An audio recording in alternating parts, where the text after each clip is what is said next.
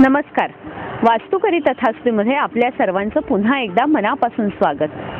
सुखाचा हव्यास असावा यात गैर काहीच नाही, पण भारत आंबेनी म्हटलंय त्याप्रमाणे मधु घट भरले तुझ्या घरी, का वणवण फिरसी बाजारी.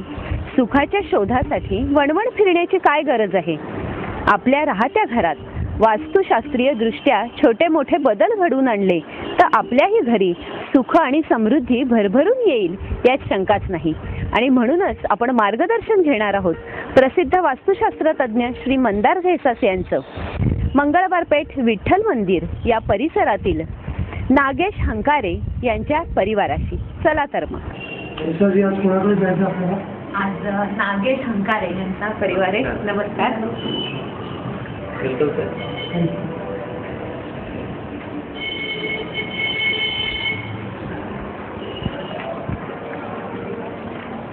नमस्कार सर. हे नागेश हंकारे आणि ह्या सुनीता हंकारे. सर, इथे घरात आल्यानंतर एक कलरफुल घर दिसलं आपल्याला. छान रंग लावलाय, पेंटिंग्स आहेत. मग तुम्हाला काय वाटतं की हे कोणत्या माणसाचं घर असेल असं वाटतं? कसं प्रत्येक घरामध्ये आत जायच्या आधी काही ऊर्जा, काही व्हायब्रेशन जाणवतात. तसं इथे आत याच्याआधी असं वाटतं की कोणतरी कलाकार आहे, कोणतरी हृदयाने जगणारा माणूस आहे ज्याच्या घरी आपल्याला जायचं आहे. आज पंचमी आहे, काल चतुर्थी होऊन गेली, तर एक योग असतो की कधी तुमच्या आयुष्यामध्ये कुठला सल्ला मिळणार आहे त्याची एक वेळेची उपलब्धता असते. तसं आत येतानाच वाटलं की काही कोणाच्या कलाकाराच्या घरी आहोत आणि छान पेंटिंग्स आपल्या घरात दिसली. जो एक पिस्ता रंग, तुम्ही पोपटी रंग जो दिलेला आहे घराला, तो दिसला. आणि व्यक्तिमत्व बघितल्यावरती पण एक शांत व्यक्तिमत्व तुमचं आहे. हे दाखवतं की व्यक्ती, वास्तू आणि त्यांचं काम किंवा व्यवसाय ह्या तिघांची सांगड घेऊन आपल्या आयुष्याची एक एक पावलं जात आहेत. मग आजचं घर हे दक्षिणाभिमुख घर जरी असलं तरी तुमच्या आयुष्यामध्ये त्या सरस्वतीची कृपा किती आहे, जी विद्येची कारक आहे, हे जाणवतं. जसं महालक्ष्मी मंदिरात पण आपण बघाल, महालक्ष्मीच्या डावीकडे दक्षिणेला सरस्वती आहे आणि सरस्वती तुमच्या जीवनात आहे. म्हणून म्हणजे नागेशजी हे कलाकार आहेत असं तुम्हाला म्हणायचंय. म्हणजे कलाकारासाठी आता आपले असंख्य श्रोते हे बघत असतील, ही सिरियल बघत असतील, तर कलाकारांसाठी की दक्षिण दिशेला जर प्रवेशद्वार असेल तर चालू शकतं असं आहे का? असं चालेल का? त्यांच्या पेंटिंग्समध्ये एक प्रकारचं प्रफुल्लितपणा आणि ॲग्रेसिव्हनेस येईल इथे राहायला आल्यापासून. इथे किती वर्ष आपण राहताय? आता तुम्ही कलाकार म्हणताय तर तुम्ही नेमके कोण आहात ते जरा सांगा. मी प्राथमिक शिक्षक आहे आणि सध्या मी वालावल हायस्कूल मुक्त श्रीनिवासामध्ये शिक्षणाचं काम करतोय, ड्रॉइंग टीचरचं काम करतोय.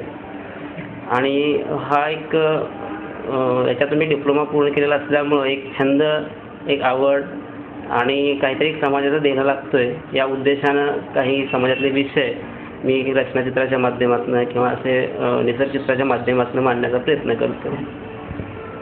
म्हणजे आपण तुम्ही म्हणालात त्याप्रमाणे ते खरंच कलाकार आहेत. मग तुम्हाला सरांना बोलवावं असं तुम्हाला का वाटलं? तुम्हाला काही प्रश्न आहेत का?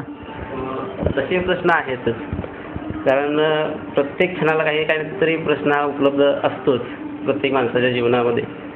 जसं मी इथे जेव्हा आलो 1 वर्षापूर्वी, तेव्हा माझ्या जुनं घर आणि याच्यामध्ये मला तसा फारसा फरक जाणवला. एक कलेच्या बाबतीत जर विचार केला तर तिथं मी 6 वर्ष काहीच काम करत होतो कलेच्या बाबतीमध्ये, फक्त शाळा आणि घर याच्यामध्ये काही करत नव्हतो.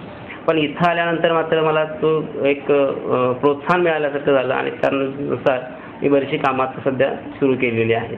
सर, याचं कारण कोणतं असेल की त्यांची ह्या घरात आल्यापासून त्यांची कलेला ऊर्जितावस्था आली आहे, तर ह्याचं ह्या घराच्या दृष्टीनं कोणतं कारण असेल? कसं आहे, वर्षाची दक्षिणेचा दरवाजा हा मंगळ ग्रहाच्या आधिपत्याखाली येतो आणि मंगळ हा ॲग्रेसिव्हनेसचा कारक आहे. जो सेनापती असेल, जो कॅप्टन असेल, त्याचं नेतृत्व करण्याची धमक ज्यात असते त्यालाच हे घर मिळतं. आपल्याला वाटतं आपण घर शोधलं आणि आपण मिळवलं. जसं जन्म, मरण, लग्न, व्यवसाय आणि घर ह्या 5 गोष्टी परमेश्वराने आपल्या हातात दिल्याच नाही आहेत. आपल्या कर्मानुसार, भाग्योदयानुसार ते आपल्याला मिळायला लागतं. अनेक आपले श्रोतेजन आहेत, त्यांनाही असं वाटत असेल की अरे आम्ही शोधलं आणि घर मिळालं. तसं कधी होत नाही. पैशाची उपलब्धता आज जरी असली तरी पण ते आपल्या नशिबी, आपल्या भाग्यात कुठलं घर आहे तेच मिळतं. अनेकांच्या मुलींच्या पत्रिका जरी आपण जुळल्या तरी एकीशीच आपलं जुळतं. तर जी आपल्या आयुष्यामध्ये येऊ घातली असेल तसं घर, नोकरी आणि लग्न या तिन्ही गोष्टी ह्याचा संदर्भ आपल्या कर्मबंधाशी आहे. तसं अनेक श्रोतेजनांच्या अनेक जणांच्या घरी मी गेल्यावरती बघतो की अरे आपण म्हणतो मी हे घर घेतलं, तसं नाही आहे. तुमच्या आयुष्यात जो टर्निंग पॉईंट येणार आहे तसा 1 वर्षापूर्वी टर्निंग पॉईंट तुमच्या आयुष्यात आला, या घरात आलात आणि आता पेंटिंग्स, तुमची बरीच पेंटिंग्स जी 6 वर्षात पूर्ण नसतील केली ती वर्षभरात तुम्ही केली असावीत. कारण का मंगळ ग्रहाची कृपा आहे, सरस्वतीची कृपा आहे, त्याने हे चांगलं उत्तरोत्तर होणारच आहे. फक्त यात काय उणीवा आहेत, कारण आपण म्हणतो हे माझं घर आहे, पण हे घर काय आपलं एकट्याचं नसतं. ह्या घरावरती अनेक जणांची कृपा असते. मग त्यातले वाडवडील असतील, आपल्या घरात जे छोटं मूल आहे तिचं ते नशीब असेल, पुण्य असेल, त्यामुळे आईवडिलांना घर मिळतं, गाडी मिळते, नोकरी मिळते.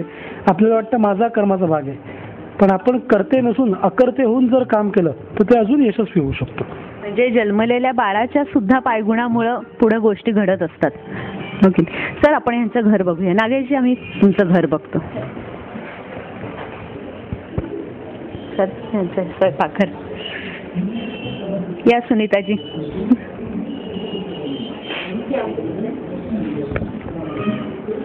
तुम्हाला काय विचारायचं स्वयंपाकघरातल्या काय शंका असतील तुम्हाला तर विचारा.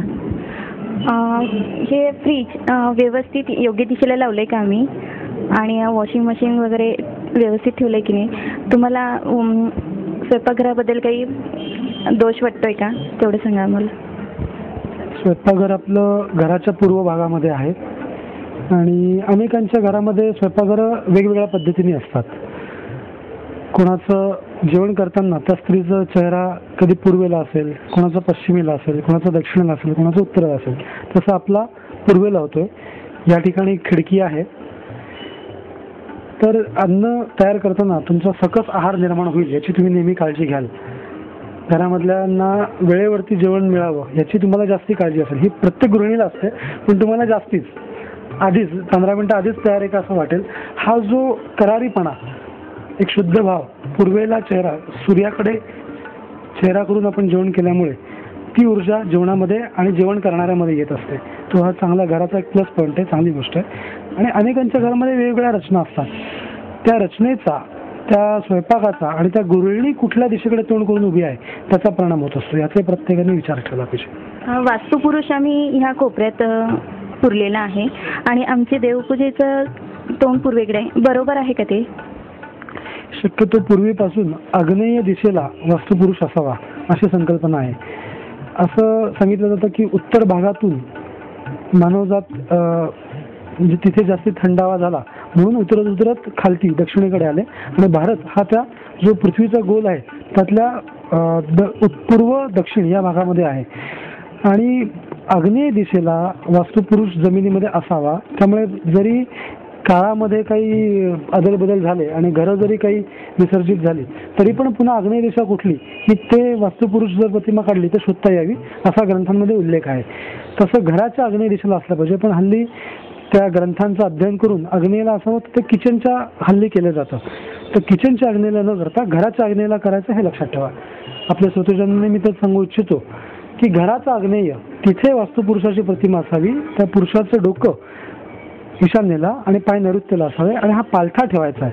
त्याच्याबरोबर पंचरत्न, दही भात अशा काही गोष्टी त्याच्याबरोबर किंवा शलाका जी त्या धातूची काडी आहे ती त्याच्याबरोबर ठेवायची असते. आणि त्याला विनंती करायची की हे प्रभू, हे वास्तू देवते, तू आमच्या मुलाबाळांबरोबर पशु संपत्ती सगळ्यांचं तू आमचं रक्षण कर आणि आम्हाला तू तुझ्या शिरावरती धारण कर आणि सगळ्या देवतांचा आशीर्वाद असू दे.